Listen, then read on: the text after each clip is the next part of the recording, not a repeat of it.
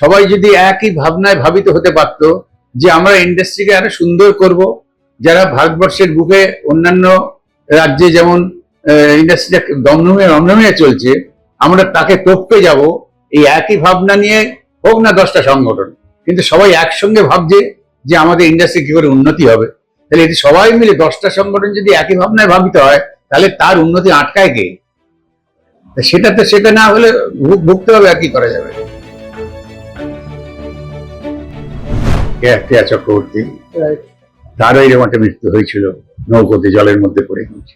তো সেটা তখনও যে ভাবনা মানুষকে কুড়ে কুড়ে খেত, এখনো এই ঘটনায় মানুষকে সেইটাই কুড়ে কুড়ে খাবে, যে এতগুলো মানুষকে নিয়ে পাহাড়, নদী, জঙ্গল, এটা প্রকৃতির নিজস্বতা, তার নিজস্ব নাকি নিয়ম কানুন আছে, তার নিজস্ব রীতিনীতি আছে, সবে মানুষের জন্য করা। কিন্তু মানুষ যদি সেগুলোকে তোয়াক্কা না করে, তাহলে তার খেসারত দিতে হয়।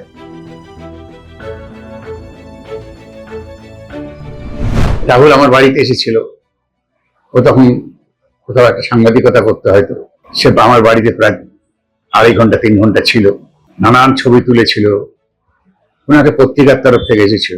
ওই যে 3 ঘন্টা কাটিয়েছিলাম ওর সঙ্গে, সেটা তো মুছে যাবে না। রাহুল চলে যাওয়ার সাথে সাথে সেটা মুছে যাবে না। নমস্কার, আপনারা দেখছেন দ্য ইন্ডিপেন্ডেন্ট বেঙ্গল। আমি শিবম। বাংলা চলচ্চিত্র জগৎ হঠাৎ করেই হারিয়ে ফেললো এক তুখর অভিনেতাকে। শুধু অভিনয় চর্চা নয়, সাহিত্য গুণ কিংবা ইন্টেলেক্ট প্রপার্টি, কিভাবে ব্যাখ্যা করবেন তাকে? রাহুল অরুণোদয় ব্যানার্জি তালসারিতে গিয়ে দুর্ঘটনার কবলে পড়লেন টলিউডের অন্যতম খ্যাতনামা অভিনেতা। আমার সঙ্গে এই মুহূর্তে আছেন আরো এক অভিনেতা, অভিজ্ঞ অভিনেতা পরাণ বন্দ্যোপাধ্যায়। আমরা প্রথমে দ্য ইন্ডিপেন্ডেন্ট বেঙ্গলে স্বাগত। Thank you. রাহুলদার এই মর্মান্তিক মৃত্যুর খবর কতটা ব্যথিত করলো আপনাকে, এবং পুরো এই ঘটনা নিয়ে বহু প্রশ্ন উঠছে। দীর্ঘদিনের এই জগৎটাকে আপনি দেখছেন, এই পুরো বিষয়টার সঙ্গে আপনি জড়িত, কিভাবে দেখছেন আজকে এই পুরো বিষয়টি? সবাই যেভাবে দেখছে, একই আবেগ আমারও, কিন্তু এইসব ঘটনার মধ্যে থেকে যে ব্যথাটা বুকে এসে বাসা বাঁধে, তার সঙ্গে আমাকে লড়াইটা করতে হয়, ফাইট আউট করতে হয় তাকে। তার জন্য আমার কিছু ন্যারেটিভ আমি তার এগেনস্টে দাঁড় করাই, অর্থাৎ আমি নিজের সঙ্গে কথাটা বলি। কারণ ওই ব্যথা থেকে আমাকে কেউ রক্ষা করতে পারবে না, হাজার সংলাপ দিয়েও। আমি রাহুলের এই মৃত্যুটাকে অস্বীকার করি। আমার অস্বীকার করতে সুবিধে আছে কি, অনেকেরই আছে যারা দেখেনি। এই যে সব দেখানো হচ্ছে কিভাবে নিয়ে যাচ্ছে, আমি দেখি না। যেমন আমি মায়ের মৃত্যু দেখিনি ইচ্ছা করে, কারণ মাকে আমি লাস্ট যেটা দেখেছি সেইটাই আমার কাছে শেষ দেখা। তখন মা আমাকে পিঠে চড় মেরে বললো, তুই কি আর ভালো হবি না কোনোদিন? ওইটা আমার শেষ দেখা। মায়ের মৃত্যু আমি দেখিনি, আমার দাদা যাকে আমাকে বাপের মতো ভালোবাসতাম তাকে আমি দেখিনি। আমার ইন্ডাস্ট্রিতে পুলুদার মৃত্যু আমি দেখিনি, ইচ্ছে করে দেখিনি, কারণ পুলুদার ওইটা আমার মনে আছে, পরাণ পারও বটে, ওইটা আমার শেষ দেখা। আমি জানি বেঁচে আছে এখন, কারণ জীবন্ত অবস্থায় যে দেখাটা আমার শেষ দেখা, সেইটা আমার সারা জীবনের শেষ দেখা। আমি জানি it's a consequence of the effective flow of idiotic sentiment, but I want to remain that type of idiot throughout my life. মানে রাহুলের এই মৃত্যুটা আমি অস্বীকার করি। এই অস্বীকার করতে গিয়ে আমার যা হবে তা আমি কারোকে শেয়ার করব না, সেটা শেয়ার করার মতো নয়। কিন্তু আমি যে অস্বীকার করি, তার জন্য আমার নিজের কিছু, কি বলবো, নিজেরই সংলাপ কিছু তৈরি করতে হয় নিজের জন্যে। এই জন্যে তার মধ্যে হয়তো খানিকটা অনেকের ন্যারেটিভ হয়তো খুঁজে পাবেন যের মধ্যে ভাববাদের ভাষা আছে। না, ওই সময় বিশ্বাস করি না। রাহুল আর পৃথিবীতে নেই, এটা চরম সত্য।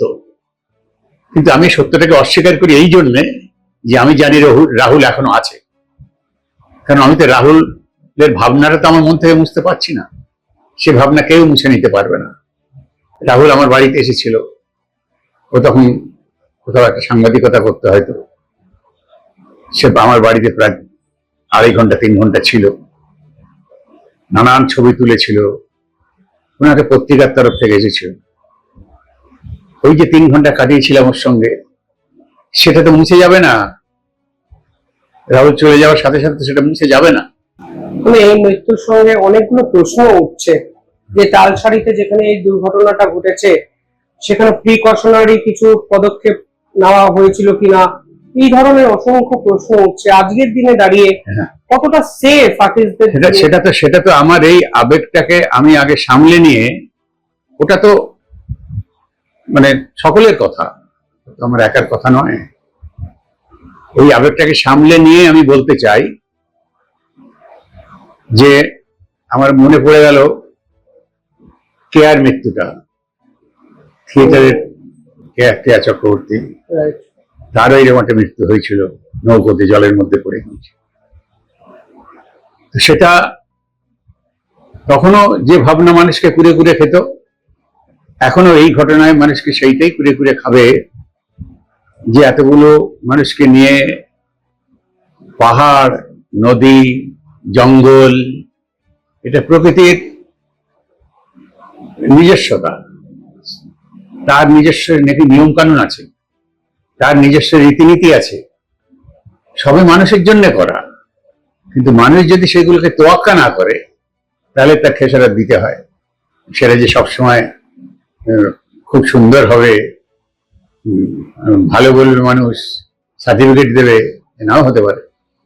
আজকে তো এই ভাবনা তো কাজ করবেই, যে একটা জায়গায় শুটিং হতে গেছে, একটা টিমের মধ্যে যে সিকিউরিটি থাকার কথা, কে কোথায় যাবে না যাবে, শুটিং কিভাবে হবে না হবে, জলাশয়ে হবে কি জঙ্গলের মধ্যে হবে কি পাহাড়ে হবে, সেখানে সেইভাবে সিকিউরিটি সাজানো, নিয়ম কানুন সব তো আছে।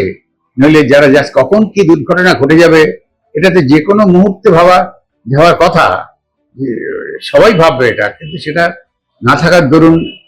তারপর জলের সঙ্গে তো অন্য কোনো মানে কি বলবো, যত শক্তিই থাক, সেটা তো কোনো কেরামতি দেখে তো কোনো লাভ নেই।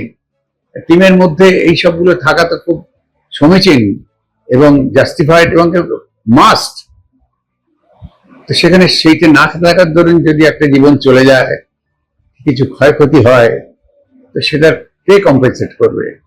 সারা জীবনের মতো চলে গেল প্রাণটা, আর তাকে এত ভালোবাসা সে কুড়িয়েছে, তারপরে সে শুধু তো মানে সে তো কথা শিল্পী ছিল, সাহিত্যে তার যথেষ্ট অবদান আছে।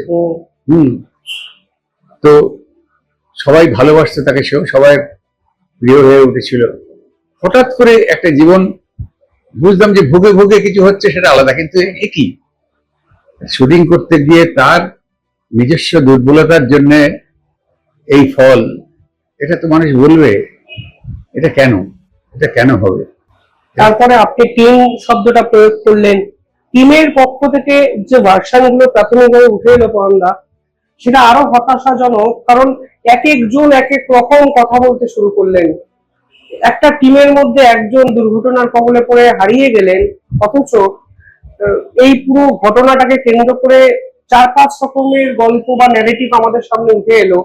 সেটাকে আরো বেশি বেদনাদায়ক বটে, এবং নানান রকম ভাবনা চিন্তা সে ওলট পালট হয়ে যাবে। তো সে তো ঠিক না।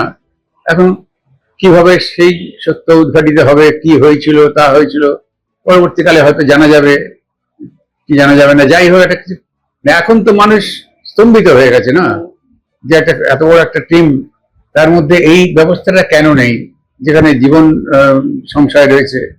এটা সত্যি খুব দুঃখের। জানি না আগামী দিন কি অপেক্ষা করে আছে আর এইসব কাজকর্মে, খুব দুঃখজনক। পুলিশ প্রশাসন বলছে পারমিশন সে অর্থে নেওয়া হয়নি, তারা জানতো না। এটা তো আমি জানতাম না। একটা বাইরের টিম যাচ্ছে, যেখানে শুটিং হবে, সেখানে লোকাল প্রশাসনের পারমিশন থাকবে, তাদের সাহায্য নিতে হবে, এগুলো তো নিয়মের মধ্যে পড়ে। সেগুলো না থাকাটা তো বাঞ্ছনীয় নয়। এইসব না থাকার দরুন যদি এই ধরনের ঘটনা ঘটে, তাহলে সেগুলো খুব মর্মান্তিক এবং দুঃখজনক তো বটেই, এবং হতাশাজনক। তবে রাহুলকে নিয়ে আজকে বিভিন্ন ব্যক্তি বিভিন্ন স্মৃতিচারণ করেছেন।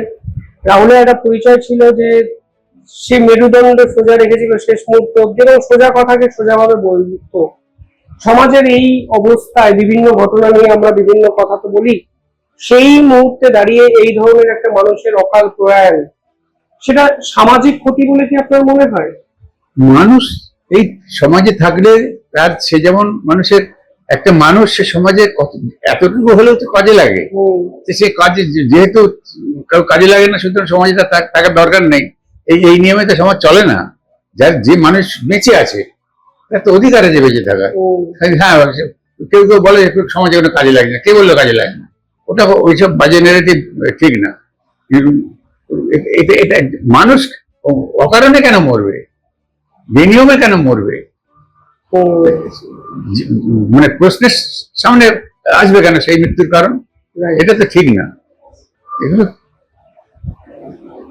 আপনাদের এই ইন্ডাস্ট্রিতে প্রতিনিয়ত অনেক নতুন তরুণ তরুণীরা নতুন স্বপ্ন নিয়ে আসেন। আজকে এই মৃত্যুটা তো তাদের ওই স্বপ্নকেও একটা বড় প্রশ্ন চিহ্নে দাঁড় করালো, যে যদি সুরক্ষাই না দেয় আমাদের ইন্ডাস্ট্রি, তাহলে আমাদের স্বপ্নগুলোকে সুরক্ষিত কে করবে?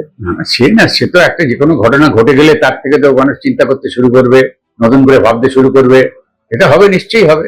এটাই তো আশা করি, যে একটা ঘটনার মধ্যে দিয়ে, একটা দুর্ঘটনার মধ্যে দিয়ে মানুষ শিক্ষিত হয়, ভবিষ্যৎ সম্পর্কে সতর্ক হয়। সেটা নিশ্চয়ই হবে, হওয়া তো উচিত, একদম উচিত। এটা আমাদের এটা বিরাট ক্ষতি। আমার তো মনে পড়ে, আমার গত বইমেলাতে, তার আগে বইমেলাতে আমার একটা বই বেরিয়েছিল, সেখানে রাহুল এসেছিল। এসে তো আমার এমনি বহু আগে, ওর আগেও আমি ওর সঙ্গে অভিনয় করেছি। ওর প্রথম যে ছবিটা চাকা বোধহয়, হ্যাঁ, সেটা ছিল নেপাল ভট্টাচার্যের।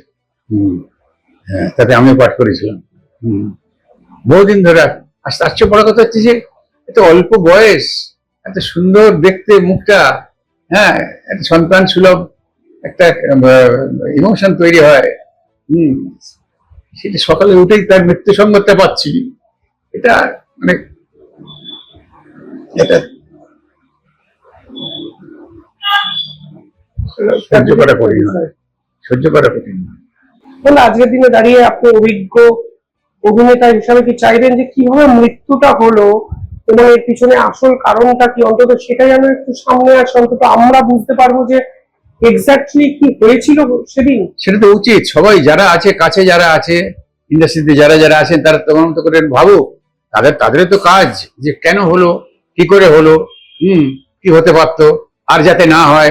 এইসব ভাবনাগুলো তো যে কোনো একটা সংস্থার তাই তো করা উচিত। যে কোনো একটা ঘটনার মধ্যে দিয়ে সে তারা শিক্ষা লাভ করবে, যাতে করে ওইটার পুনরাবৃত্তি না হয়, তার জন্য সতর্ক হওয়া।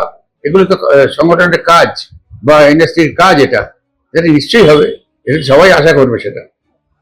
এতগুলো সংগঠন ইন্ডাস্ট্রিতে আছে, আর্টিস্ট ফোরাম বলুন, গিল্ড বলুন, এখন তো সিনেমার স্ক্রিনিং কমিটি, অনেকগুলো কমিটি, এত কমিটি মিলে যেরকম ভাবে ইন্ডাস্ট্রিটা চলছে বা চালানো হচ্ছে, ওপেনলি যদি জিজ্ঞাসা করি, আপনি কি খুশি আলটিমেটলি?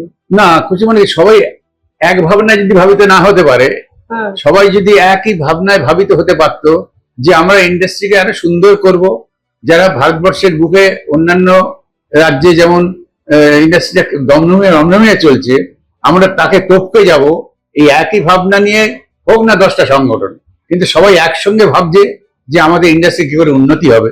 তাহলে এটি সবাই মিলে 10টা সংগঠন যদি একই ভাবনায় ভাবিত হয়, তাহলে তার উন্নতি আটকায় কে? সেটা না হলে ভুগতে হবে। আর কি করা যাবে? একই সংসারের তো সবাই চাইবে যে আমার সংসারটা টিকে থাক, আরো উন্নতি হোক, আরো উন্নতি হোক, সারা দেশ জুড়ে মানুষ প্রশংসা করুক, দেশের বাইরে চলে যাক আমাদের যে সৃষ্টির, সেটা বাইরে যাক, সেখানে গিয়ে প্রশংসিত হোক। এই তো হবে, সকলের একই ভাবনা হবে। 10 ভাগে ভাগ হয়ে গেলে কি সব পাওয়া যাবে? ভাগ হোক না, 10 ভাগে ভাগ না, 10টা ভাবনা, কিন্তু মূল টার্গেট কি থাকবে, যে আমার এই প্রোডাকশন হাউস বা আমার এই ইন্ডাস্ট্রি সারা বিশ্বের দরবারে তাকে আমি যাতে হাজির করতে চাই। 10টা সংগঠন মিলে যদি এই ভাবনাটা ভাবে, তাহলে তার শক্তি আলাদা।